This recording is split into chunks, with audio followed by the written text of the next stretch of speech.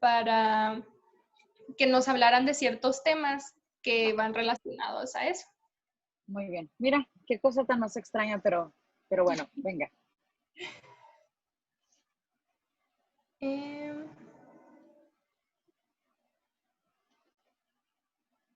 Bueno, supongo que... Listo. ¿Vas a grabar tú? Sí. Ya estoy grabando, se supone. Muy bien. Buenas tardes. Hoy vamos a hablar sobre el tema de tanatología. Hoy tenemos de invitada a la psicóloga Mirna Martínez García. Bienvenida. Vamos a hablar tantito de lo que es su currículum.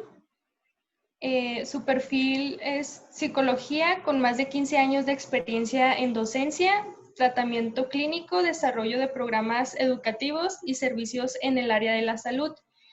Ella tiene maestría en terapia cognitiva en la Universidad de Xochicalco, perdón si no lo pronuncio bien, y en la Universidad de Tadeo en Bogotá, Colombia.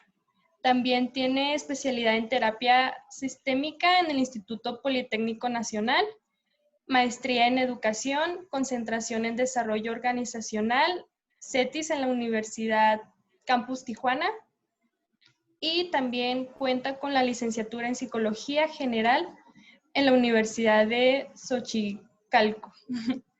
Ella también en su experiencia profesional tiene un consultorio privado en atención psicológica a niños, adolescentes y adultos, atención tanatológica, terapia familiar y atención hospitalaria a pacientes con cáncer. Ella nos va a hablar sobre el tema tanatología, como ya les había comentado. Entonces, se me olvidaba esta parte tan importante. Esta es su red en donde la pueden contactar.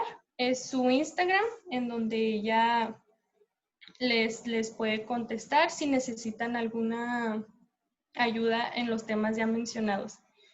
Bien, ahora pasamos con la licenciada.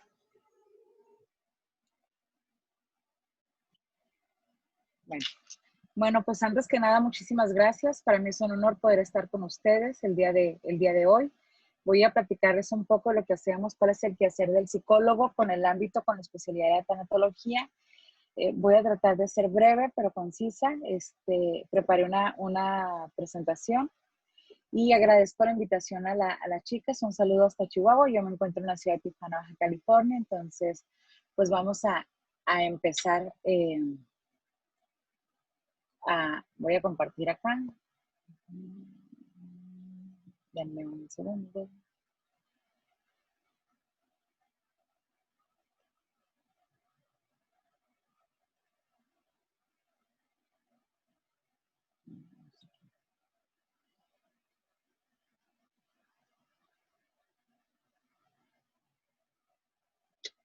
Aquí está. Y bueno, si ustedes me dicen si no me llegara yo a escuchar para... ¿Está todo bien el sonido? Sí, todo bien, perfecto. Bueno, pues bienvenidos. Y entonces vamos a empezar con lo que es la tanatología. Etimológicamente, es la ciencia encargada de encontrarle sentido al proceso de la muerte. Y ustedes podrán decir, ¿cómo es esto encontrarle sentido al proceso de la muerte? Una vez que nosotros nacemos, nos enseñan qué es lo que podemos hacer en vida, pero no nos preparan para morir. Les pongo yo siempre un ejemplo a los chicos con los que colaboro. Cuando alguien está embarazado, hacen ahorita ya el baby shower y que si les van a dar la identidad de descubrir qué sexo va a ser y bueno, todo es algarabía. Pero nunca cuando estamos en estos eventos, en estos momentos, pensamos en qué momento va a fallecer esa vida que aún no llega.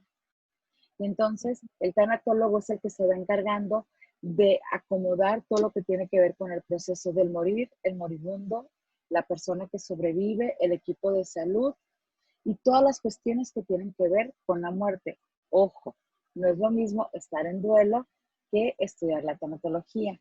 Tiene que ver también con los cuidados paliativos. ¿Qué son cuidados paliativos? Cuando viene una enfermedad crónico-degenerativa y la ciencia ya no da más porque el cuerpo está cansado y está agotado, entonces entra la parte de cuidados paliativos, que es paliar el dolor, disminuir el dolor y que lo que le quede de vida a la persona sea en plena calidad, que su vida hasta el último suspiro sea lo más ideal tanto para él como para su familiar.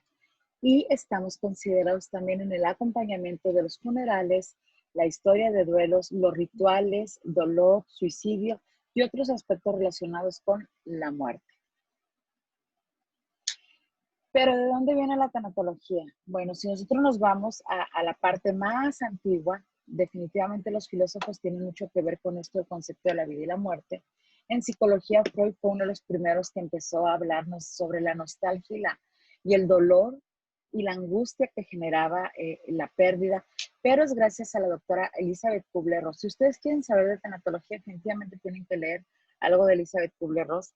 Ella era médico, y fue una de las primeras personas en estudiar de manera íntegra todo lo que teníamos que ver y lo que le tememos a la muerte. Es la más entregada y muchos de los estudios que ahora tenemos en la actualidad o de lo que estudiamos de tanatología se lo debemos gracias a todo el quehacer que ella tuvo o que ella hizo en su praxis como médico y después en este sentido como tanatóloga. Bueno, y entonces, ¿qué es un tanatólogo? Es una persona que practica la tanatología cuya misión es ayudar al moribundo a morir con dignidad. No hacemos nada médico. Un tanatólogo puede ser cualquier persona que se especialice en esto, sí, pero sí tienes que tener estudios en tanatología. ¿Qué pasa con las personas cuando perdemos un ser querido y nos vemos inmersos en tanto dolor y de pronto empezamos a acudir a los grupos de duelo, a los grupos de apoyo y entonces decimos, oh, yo puedo hacer eso? Sí, pero antes de poder hacer eso tienes que trabajar tu propio proceso de duelo porque cuando nos encontramos ante la muerte es una situación muy dolorosa tanto para el paciente, el doliente, el familiar y hasta para el equipo de salud. Y entonces es morir con dignidad. ¿Qué quiere decir esto? Los asuntos pendientes. A veces la muerte nos llega repentina y no se alcanzan a atender los asuntos pendientes. Pero cuando hay una enfermedad, hay algo que se llama duelo anticipado. Y este duelo anticipado permite que en ese proceso el tanatólogo podamos trabajar y tratar de hacerlo más llevadero el momento tan doloroso para el familiar, tanto como para el paciente. Ayudar a los dolientes a superar el dolor causado por una pérdida significativa y educar a la comunidad. Lo más importante es psicoeducarnos. Miren, chicos, lo único seguro que vamos a tener ustedes y yo es la muerte. Una vez que estamos vivos, lo único seguro que tenemos es la muerte. Entonces, es decir, ¿cómo vemos a la muerte? Nos dicen hay que ver la vida. Y ahorita que estamos en condiciones de pandemia, que la vida nos cambió a todos, bueno, pasábamos un proceso de dolor, con mucha angustia, con mucha ansiedad y hasta quizás con rasgos depresivos. Entonces, es decir, ahí podemos también tener un ejercicio. Está el duelo silente por todas las personas que han fallecido por COVID. Es un duelo muy doloroso porque el paciente muere solo, aislado, la familia queda aislada, entonces no hay un cuerpo al cual despedirse por los protocolos de sanidad. Ha sido de los duelos más difíciles que me ha tocado colaborar en estos 6 meses que llevamos de pandemia. Y entonces, para que exista el tanatólogo, tiene que haber a alguien con quien trabajar. En este caso es el enfermo, que viene del latín infirmus, que significa débil o endeble. Y entonces es como alguien que padece una enfermedad. Alguien que sufre y que soporta una enfermedad, pero ojo, no nada más el que está en la cama padece esto. El que está al pie de la cama, que le llamamos en psicología o en tanatología cuidador primario, también tiene mucho que ver con esta situación o con esta condición de dolor. Y bueno, tendría yo que explicarles qué es la muerte. Y la muerte es algo que nos dice que somos temporales, que es irreversible y que es finito, definitivamente. Una vez que cruzamos el umbral de que nuestros signos y síntomas ya no haya ningún rasgo de, pasamos a otro escenario. La tanatología también se puede llegar a confundir con cuestión de espiritualidad y religión, y no. Cada creencia religiosa puede tener su propia conceptualización de muerte y sus propios rituales sobre y acerca de la muerte. Y la espiritualidad, estamos hablando de trascendencia humana. Y entonces hay diferentes tipos de muertes: la lenta, la súbita, la violencia y la autoagresión. ¿Qué muerte duele más? Todas, pero hay muertes que dejan un dolor mucho más amplio. Cuando es un asesinato, cuando es un homicidio, cuando es un suicidio, cuando es un accidente, las personas que le sobreviven siempre buscan tienen una necesidad tremenda de justicia, de que se haga justicia. Y entonces, ante la justicia, la emoción del enojo es tan exacerbado, es tan amplio, que no permite al doliente sobrellevar un proceso de duelo. Dice Elizabeth Kubler-Ross: todo el mundo experimenta muchas pérdidas a lo largo de la vida, pero la muerte de un ser querido no tiene comparación por el vacío y la profunda tristeza que produce. Entonces, conforme vamos creciendo, pasamos de etapa en etapa y dejamos de ser chiquitines, dependientes de papá y mamá, para ser un poco independientes en la etapa de la parte escolar y secundaria o adolescencia, y luego la juventud, y luego ya la adultez,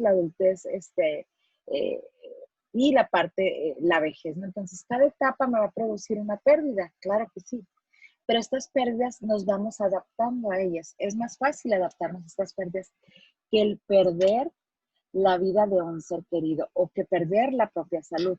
Me ha tocado atender muchísimos duelos por accidentes. Acá en Tijuana tenemos el sector maquilador, es muy amplio para nosotros. Las pérdidas de alguna extremidad es sumamente doloroso para la persona verse sin un brazo, sin una pierna, sin un ojo. ¿Por qué? Por un accidente de trabajo. Entonces, eso también trabajamos en lo que es la tanatología. Y entonces, una vez que ya tenemos el dolor, el duelo llega sin advertencia, a veces en un instante, y cuando lo hace cambia absolutamente todo. Yo nunca creí que esto me pudiera pasar. Todo duelo comienza con ese terrible instante. Cuando viene el diagnóstico, cuando viene una noticia, cuando viene una llamada de teléfono y te dicen, esto está sucediendo, lo primero que decimos es: no es cierto, no puede ser, si yo acabo de hablar con él o con ella. Y entonces la persona entra en un momento de mucha perturbación, de un trauma muy grande emocional, y por lo tanto hay un gran dolor. Y entonces, ¿qué es el duelo? Es la respuesta emocional que todas las personas vamos a tener ante la pérdida. Fíjate bien, yo puedo perder, supongamos, vivimos en frontera, ¿no? Entonces, ahorita que la garita está cerrada para nosotros de manera terrestre, supongamos que yo soy mamá soltera, que tengo 5 hijos y que yo cruzaba cada tercer día a limpiar departamentos al otro lado de manera ilegal, pero con mi visa de turista. Y era un buen ingreso porque era dólares. Y ahora que me cerraron la garita, automáticamente entré en un dolor, en un duelo muy profundo. O sea, yo no puedo decir, me duele más a mí que a alguien que perdió a un familiar. Son diferentes tipos de duelos, pero yo entro en una angustia y en una nostalgia porque yo ahora, ¿cómo lo voy a hacer para mantener 6 bocas, mis 5 hijos y yo? Y eso me puede generar un gran dolor. Es aquí donde no nos debemos de equivocar y hacer una manifestación completamente diferente. No es que a mí se me murió mi papá, a ti se te murió tu hijo, tú perdiste tu trabajo, tú perdiste la escuela. Hay chicos que, por ejemplo, tengo estudiantes que no se pudieron graduar como esperaban, estudiaron tantos años y no hubo un acto académico. Eso generó muchísimo dolor. ¿Por qué? Porque era el momento sublime donde le enseñaban a toda la comunidad estudiantil y a sus padres y su familia: lo logré, valió la pena todo. Algo tan simple como un acto académico. Y digo tan simple, pero no lo es. Generó muchísima angustia. Y entonces, ¿cómo debería llevar el duelo? Aquí dice, no, así recto, pero realmente como llevamos el duelo, bueno, brincamos de etapa en etapa. Ahorita les voy a enseñar. Estas son las etapas que nos maneja Elizabeth Kubler-Ross. La negación, yo les hablaba, no, no es cierto, esto a mí no me puede estar pasando. Pasamos al enojo. Cuando me dan un diagnóstico y no, y es que vamos a ir con otro oncólogo y vamos a ir con un internista y vamos a ir, y no es cierto, y por qué tú y no el adicto que está en la calle o el indigente que está acá, o por qué no el, o sea, es mucho enojo. Es que si hubiera ido desde que empezó con la tos, no lo hubieran tenido que intubar y no se hubiera muerto, y hay muchísimo enojo. Luego viene la negociación, y en México somos expertos para negociar. son como estas mandas que dices, Diosito, si me lo dejas más, te prometo que dejo de fumar y dejo de tomar la Coca-Cola y dejo, bueno, esa es la parte de la negociación. La negociación tiene que ser como en un ámbito menos terrenal y es más amplio. Es esta fantasía que puede llegar a experimentar tanto el paciente como el familiar. Luego viene la depresión. Ojo, este tipo de depresión no es mala, porque es una depresión, es una tristeza muy profunda porque estoy perdiendo algo, ¿qué? Mi salud, mi vida, mi casa, mi carro, mi matrimonio, mi escuela. Pero cuando la depresión es por enfermedad, es ahí donde ya tengo que recurrir a otro especialista como el psiquiatra. Esta depresión. Y dice Kubler-Ross que la última es la aceptación. Más o menos estamos hablando que el duelo nos debe durar de 6 meses a un año el proceso de duelo, el trabajo del duelo. Pero una vez que perdí algo, jamás vuelvo a ser la misma persona. Y yo le agregaría aquí un asentir. ¿Qué quiere decir esto? Después de que perdí a alguien tan importante en mi vida, salir de mi casa, cruzar la puerta y volver a la vida es lo más complicado de todo. Tener la fuerza en mi estructura yoica para poder hacerlo, eso es lo fundamental. Y entonces no quiere decir, sí, se murió mi papá, ya la vida sigue. No, a ese tipo de aceptación lo hablamos. Hablamos de la aceptación de decir, aunque me duela todo mi ser, aunque me duela el tuétano, el alma y toda mi estructura, puedo seguir un ratito más en esta vida con todo y mi dolor. Y entonces hay que diferenciar, chicos, lo que es el duelo de luto. El duelo se manifiesta con reacciones personales, ¿cuáles? Cognitivas, fisiológicas, conductuales. Hay alteraciones tremendas. Cambia el sueño, el apetito, como de más, como de menos, estoy más irritable, lloro a escondidas. Yo les digo a mis consultantes, a mis pacientes, ¿no? Que tengo la mayoría es por duelo, que ellas o ellos juran que llorando en la regadera nadie los escucha. Y yo les digo, ¿te has escuchado? Uno de tus familiares se está bañando y lo escuchas cuando cantas, sí. Algo que crees, la regadera es el mismo eco para cuando no llora. O sea, si tú crees que llorando en la regadera nadie te va a escuchar, es lo mismo que cuando cantamos. Entonces, cuando vivimos una situación de duelo nos volvemos islas. Nadie llora, nadie esto para que nadie se ponga triste o mal, pero todos estamos sufriendo. Trabajé 7 años aquí en Tijuana, Baja California, hay un hospital, Centro Oncológico Pediátrico Baja California, y trabajé 7 años. Era la coordinadora de oncología.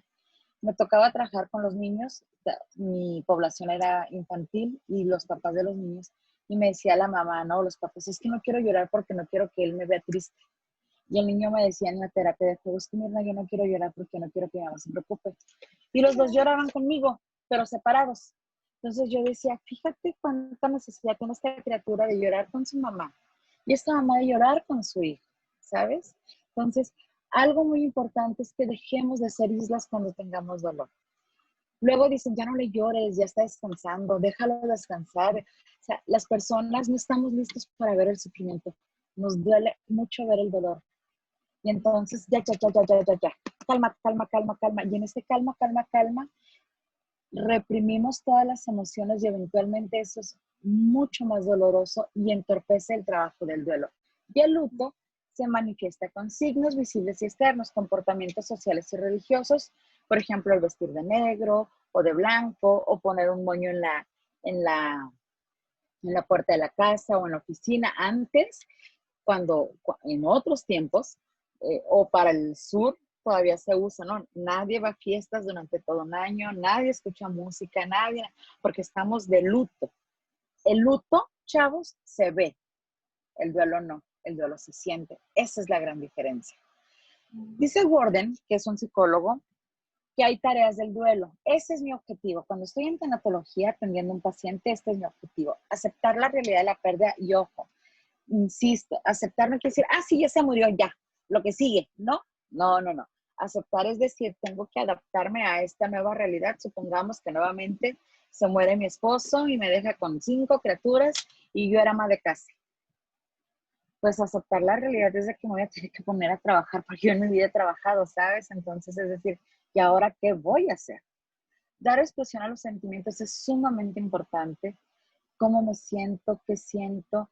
No todas las personas están listas para escuchar cuál es mi sentir, pero sí tengo que tener una red de apoyo, un soporte que diga, con esta comadre, con esta vecina, con mi hija, con mi mamá, con mi papá, con mi pareja, puedo decir que me siento devastado completamente. Adaptarse al ambiente en el que el difunto ya no está, eso es muy difícil. El primer año es caótico, porque si se murió papá y se murió en enero, pues en junio los mexicanos ya saben que celebramos todo, ¿no? El Día del Padre. O el 10 de mayo, el Día de la Madre. Y si mi papá era maestro, el 15 de mayo, el Día del Maestro. Y si cumple en julio, su cumpleaños. Y si soy de septiembre, mi cumpleaños. Y luego que la Navidad. Entonces, las celebraciones se vuelven muy dolorosas. De hecho, tengo una plática que se llama Llega Navidad y hay una silla vacía. La primera Navidad o el primer año nuevo sin la persona es muy dolorosa.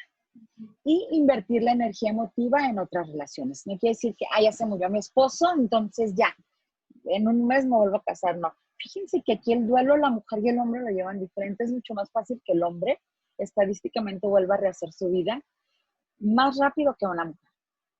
En las parejas heterosexuales, estoy hablando en este contexto. Pero es mucho más, nos han enseñado, es cultural. Usted es machito, usted no llora, usted se aguanta. Ya la mujer tiene más permitido llorar, pero tenemos que cambiar estos paradigmas definitivamente. Entonces, aprendimos que el duelo es lo que sucede después. Después viene el drama, la adrenalina, la tragedia. ¿Y qué pasa cuando todos se van? Miren, tenemos los hermosos rituales que son los funerales, y es decir, de hermosos no tienen nada, pero de verdad es un colchón emocional para la persona. Es un momento como de hold, como de congelamiento emocional, donde todo nos pasa como una película rápida, pero lo interesante es cuando todos se van de la sala funeraria, y me quedo solo con la caja y con mi difunto, y digo, ¿y ahora qué sigue? Y es de verdad, siento ese vacío, ese gran vacío. Y entonces me puedo preguntar, ¿y ahora qué? Ojo, esto es bien importante. No toda la gente que siente duelo ha experimentado la muerte de un ser querido. Insisto, puedo haber tenido una gran ruptura con una pareja que era muy significativa o que ya nos habíamos comprometido y se terminó por cualquier cosa, y entonces hay un gran dolor. Un trabajo, por ejemplo, les digo ahora en tiempo de COVID que muchísima gente se quedó sin trabajo, cerraron empleos, eso es duelo. La incertidumbre me genera muchísima angustia.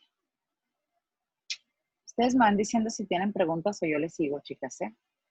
Perfecto, nos vamos muy bien. Y luego viene la nueva normalidad, las cosas de todos los días. Los primeros días uno no se quiere parar, uno no se quiere bañar, uno solo quiere llorar. Y es muy difícil que nos digan, ya no llores, ya descansa. Pues si uno está más conectado con el difunto que con los que están vivos, entonces la nueva normalidad pesa y pesa mucho. Este verso, esta frase me gusta mucho. Sigo adelante muy bien sin ti, excepto, por supuesto, en primavera, pero nunca pensaré en la primavera porque seguramente me partirá el corazón. Y le damos la connotación a la primavera como la alegría que era tenerte a mi lado, o mi vida contigo estaba completa. Y cuando perdemos a un ser querido, chicos, por muerte, una parte de nosotros se va con ese difunto. Es inevitable. Pero tenemos que entender que es importante tener un grupo de apoyo, una red de apoyo. ¿Quién? Los primeros, los que están a la mano, ¿no? Y por favor, hablen, digan, quiero llorar. No me digas, cálmate, déjame llorar. Sé mi hombro. Muchos de mis alumnos, doy una materia de tanatología, me dicen, profe, ¿qué digo? Nada. Si no vas a decir nada, si no sabes qué decir, nada. El mejor acompañante en un momento de muchísima tristeza es sentarte al lado de la persona, tomarle la mano y nada más. Nada más. El que se sienta acompañado es lo mejor que le puede pasar a la persona. Hay algo que en psicología o en tanatología le llamamos la conspiración del silencio. Nadie dice nada, nadie habla de nada, porque nos duele mucho. Dar palabras al dolor, el dolor que no habla, se gime en el corazón, se siente en el cuerpo. y entonces nos empezamos a enfermar. Recuerda que nuestro cuerpo, que somos biológicos, somos biológicos, pero somos sociales y somos emocionales. Y lo que no me permito manifestar, eventualmente el cuerpo lo va a sentir. Es tan importante que lo entendamos. Y entonces decimos, no hay que decir nada. Supongamos que fue un asesinato. No, ya no hay que decir nada. Me ha pasado mucho con accidentes, con chiquitines que me dicen los papás o el que va, pero no quiero que mi hijo sepa, de que murió su papá. Supongamos que hace un asesinato. Pero los chiquitines están en todo menos en misa. Pues haz de cuenta que los chiquitines se me ponen a jugar en el patio y de pronto están los adultos diciendo, no hombre, y no hubieras visto cómo quedó aplastada entre el carro y el otro carro y cómo se desprendieron los... Y el niño está jugando, no está poniendo atención. Pero ¿qué crees? Cuando viene a terapia conmigo le digo, ¿cómo estás? Bien. Es la respuesta fácil, ¿no? Le digo, ¿tú sabes por qué estás acá? Y dice, porque se murió, voy a decir mi abuelito, ¿no? ¿Y sabes de qué murió tu abuelito? Lo aplastó un carro, porque... Y el niño me dice la descripción perfecta que los adultos creen que no saben. Pues el dolor se siente, el dolor se transpira, hay muchísimo dolor. Cuando vivimos duelo es tiempo de sufrir. No, es tiempo que nos duela, porque en el sufrimiento no encontramos la sanidad. Pero me duele hasta el tuétano que esta persona se me haya ido, ¿sabes? ¿Qué requiere el dolor del duelo? Respeto. Ya, vamos a levantarte, hay que bañarte, hay que abrir las cortinas y vamos a regresar y vamos a hacer una... No, espérame. La persona merece el respeto, merece llorarle a su muerto, merece llorarle a su difunto. Un apoyo, pero un apoyo real, una armonía y rituales. Depende mucho el tipo de religión. Si es una religión católica, los rituales son el novenario, la misa de cuerpo presente. Y si es el cristianismo, los rituales del cristianismo. Si son testigos de Jehová, la parte. Si es el judaísmo es una de las religiones que más rituales tiene, son mucho más hermosas.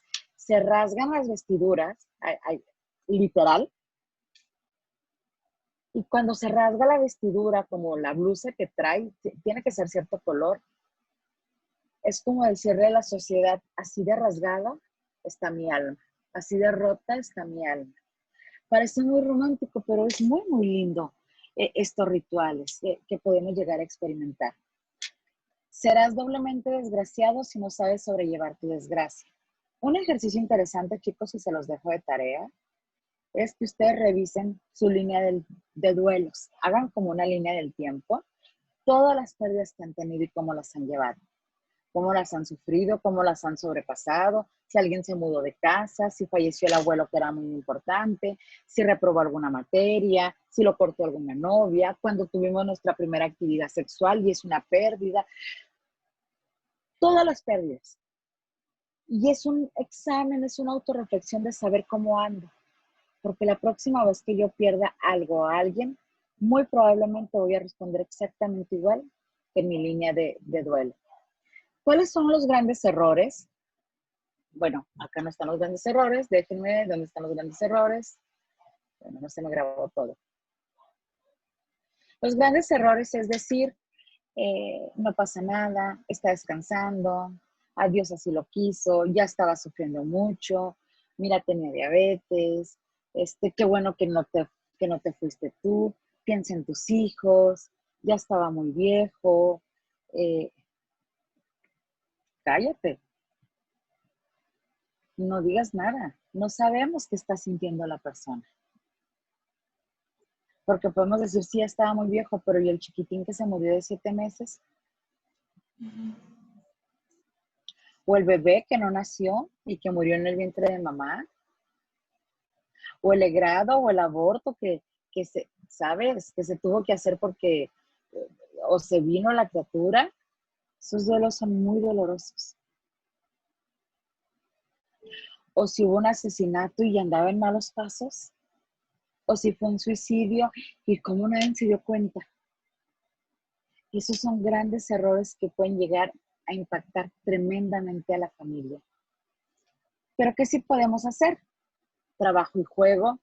No es de que nos vamos a poner a jugar la lotería, No, acuérdate que la persona no tiene ganas de nada, pero eventualmente acompañar a la persona es funcional, que duerma, que descanse, que tenga una buena alimentación. Evitemos medicar. Es que el médico dijo que le diéramos estas gotitas de clon. No nada.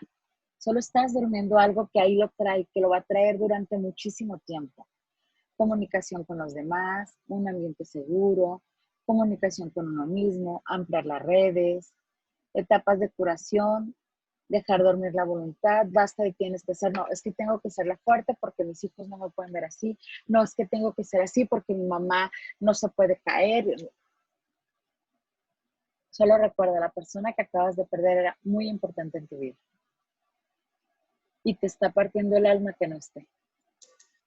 La lectura, hay muchísima bibliografía tanatológica muy buena y la narrativa. Eso es algo que utilizamos mucho ya en consultorio, por ejemplo, que le escriban al cáncer, que le escriban a la tristeza, que le escriban a la muerte, pero como si fueran tercera persona, es como a la tristeza te veo tan cerca y a veces tan lejana y me invades, y entonces que la persona pueda estar expresando y manifestando estas situaciones, le va muy bien. Aquí te comparto algo que yo escribí sobre la muerte. Dice, muerte, esta es una carta narrativa a la muerte, tan fuerte, tan grande, tan llena y me dejas tan vacía. Quisiera verte lejana, ausente y débil, pero es imposible. Me hace ceder para que no me derrumbes y ante tu presencia no me dejes sola, me acompañes. Te veo oscura sin entender que eres luz, que siempre serás la grande y yo la pequeña.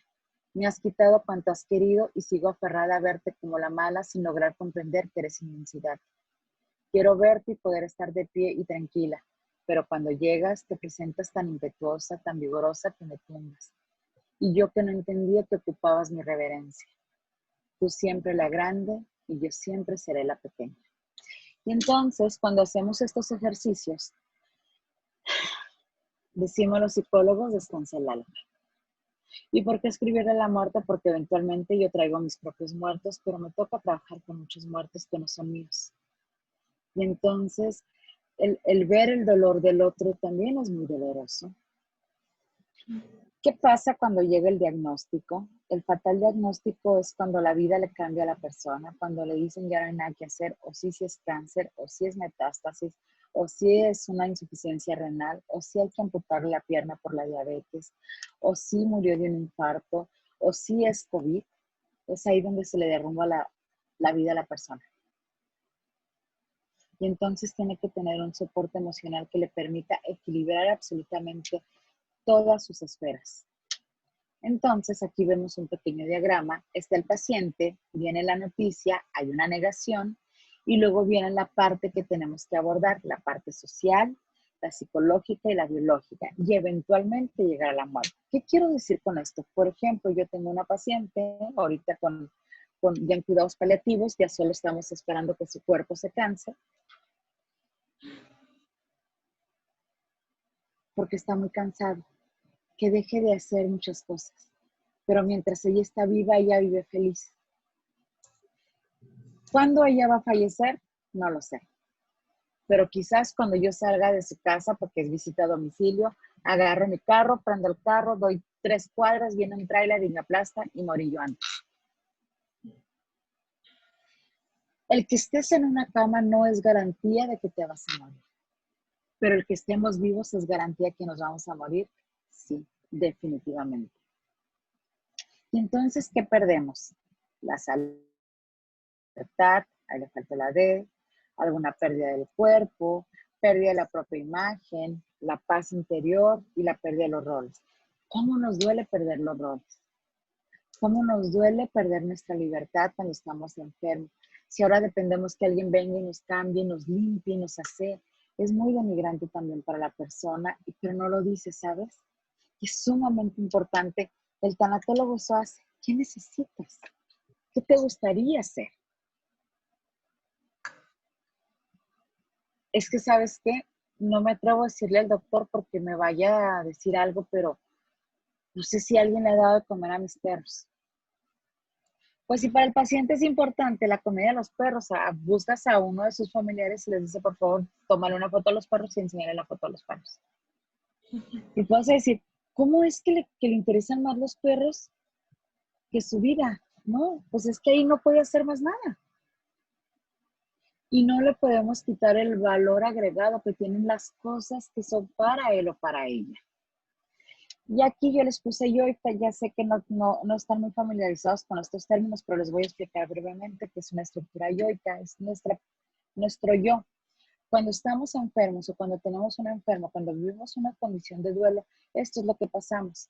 Una angustia terrible, hay un trauma, sentimos un peligro interno y un peligro externo, porque yo no puedo controlar y quizás me va a brotar una ansiedad y una desesperación por querer hacer más cosas. Y voy a sentir mucha culpa porque no te puedo ayudar como yo te quisiera. ¿Y qué hacen los?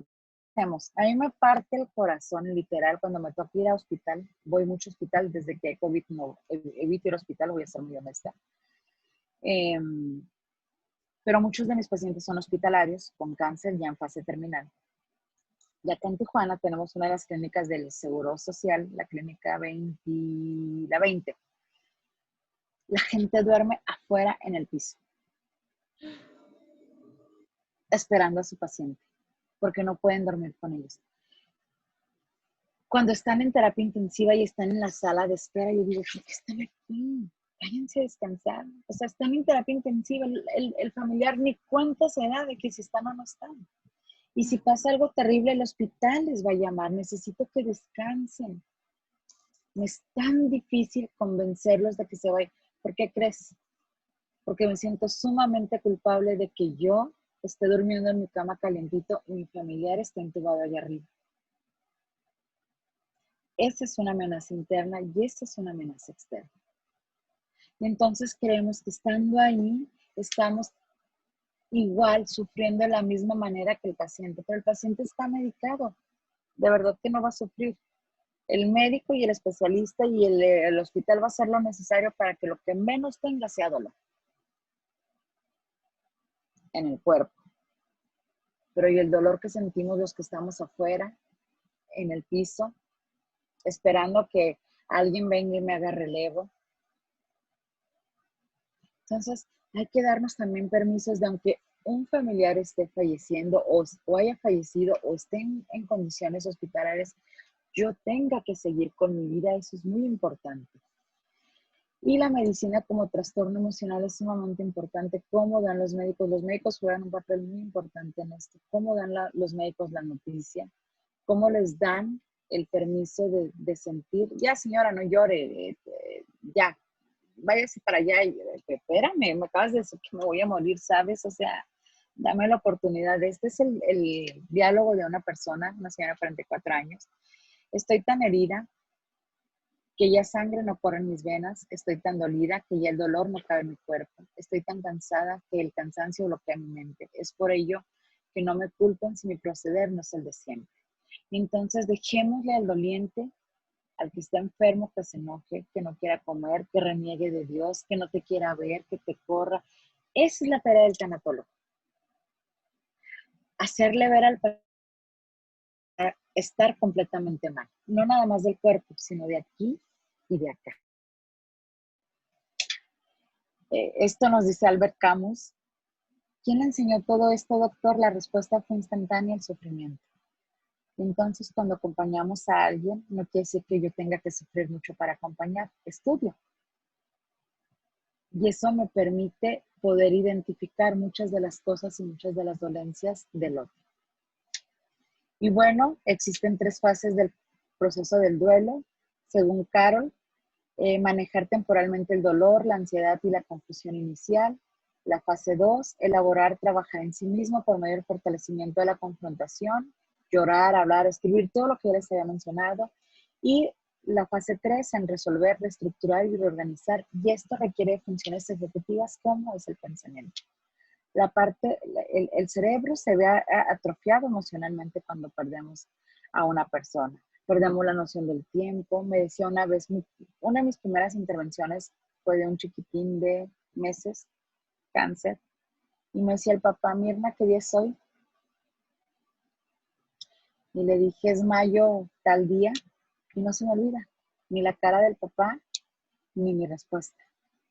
Es tanto el dolor, es tanto el aturdimiento emocional que pierdo la noción de lo que soy y de lo que tengo en este momento.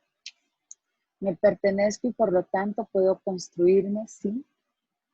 Y aunque cuando se nos vaya alguien y en la tanatología entendamos que la vida no es la misma, podemos evolucionar, sí, aún y con tanto dolor. Entonces, cuando creemos que todo está perdido, hay que recordar que todavía nos queda el futuro, aunque este futuro sea tan incierto y sea sin tu compañía o sin tu presencia. Y bueno, aquí viene ya algo muy técnico. La estrategia terapéutica, ocupamos un paciente, el equipo, yo debo de tener un objetivo, una evaluación, la red de apoyo a la familia, la focalización, flexibilidad y la rol del terapeuta. Muchas veces me toca salir del consultorio e ir a hacer las visitas a domicilio porque el paciente ya no se puede mover. Entonces me toca ir tanto a hospitales como a domicilios. Esa es la parte que yo hago como tanatóloga.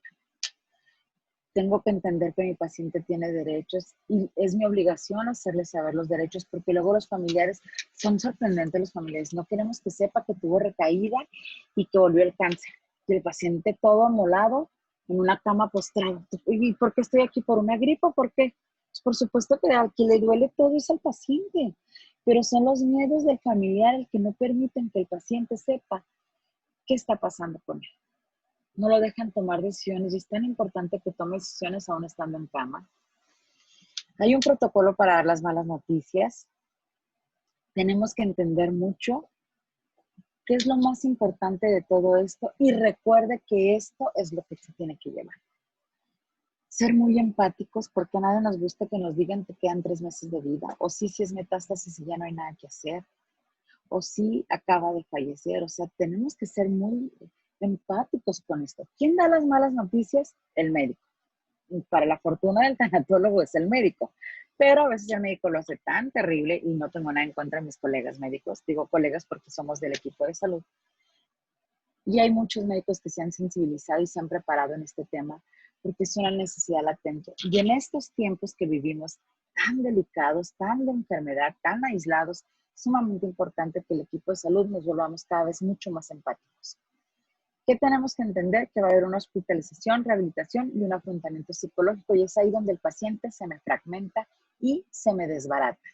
Y entonces vengo yo al hospital o a la casa y hago la imaginación guiada, la técnica de exposición, programación de actividades de administración del tiempo, expresión emocional y escritura expresiva, técnicas cognitivas, mindfulness o conciencia plena y terapia de aceptación y compromiso. Todo esto lo hace el especialista, ¿quién? El tanatólogo. Ojo, no cualquier tanatólogo. Yo soy psicóloga y además tengo la especialidad en tanatología, entonces eso me permite poder hacer esto. En el currículum, porque son parte de diplomados y de certificaciones, también tuve una certificación en psico-oncología por la Universidad de Colombia.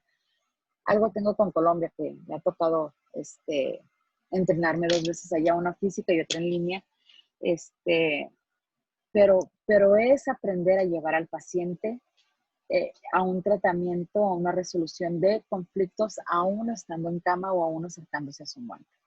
Y bueno, la muerte digna, todos merecemos una muerte digna, definitivamente. ¿Y qué es la buena muerte? Conflictos internos superados lo más que se pueda, sentir identidad personal, relaciones primordiales, la búsqueda de situaciones significativas, que sea escuchado, aprender a estar, y lo puse con mayúsculas, y dedicarse a la vida en un momento muy peculiar. Es sumamente importante para el paciente esto. De pronto decimos, es que yo quiero, hay que llevarlo a que vea el mar porque siempre quiso el mar y el paciente no quiere ir al mar, se quiere morir en su casa.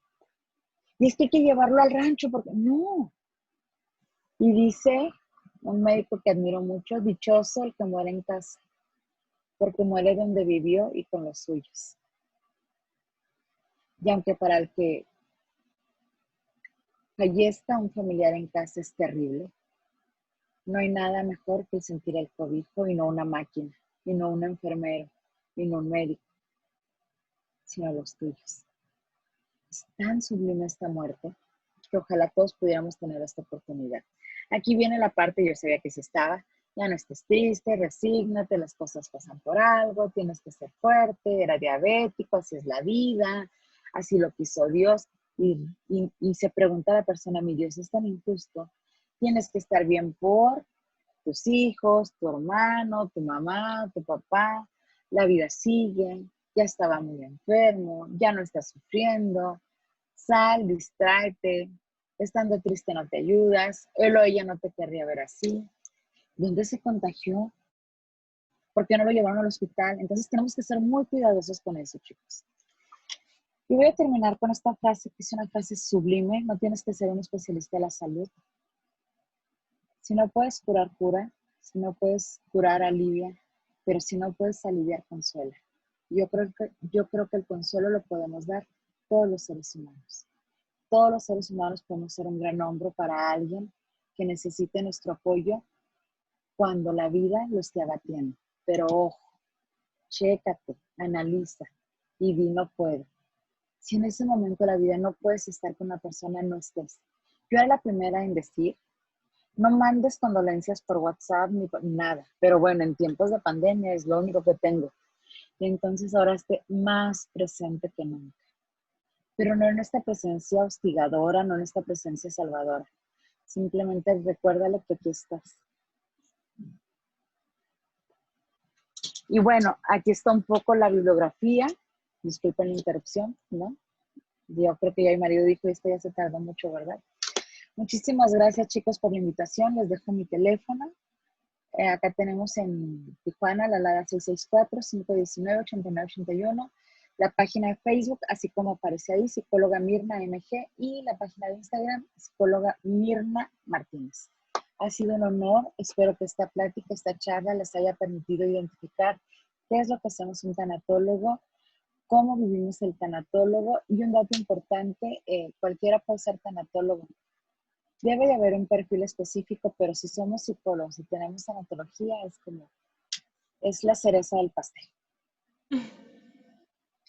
Bueno, muchas gracias por su tiempo, por habernos dado esta plática tan interesante. En verdad, nos llena mucho de orgullo que usted nos haya concebido, esta plática. Ya nada más nos queda entregarle un pequeño reconocimiento por parte del Instituto Tecnológico de Chihuahua. No sé si pueda compartir pantalla mi compañera. Dejé de compartir, perdón. Gracias.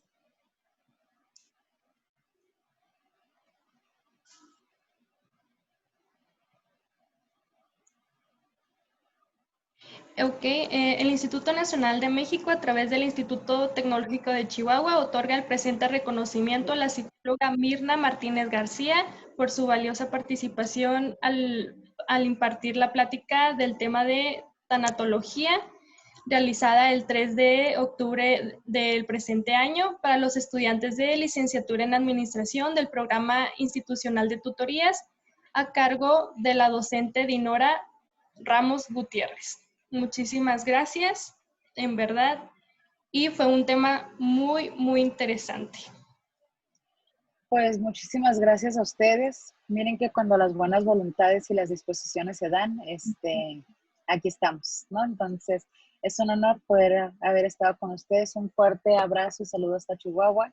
Y cuando gusten, pues ya saben en dónde localizarlos. Muchas gracias. Hasta luego.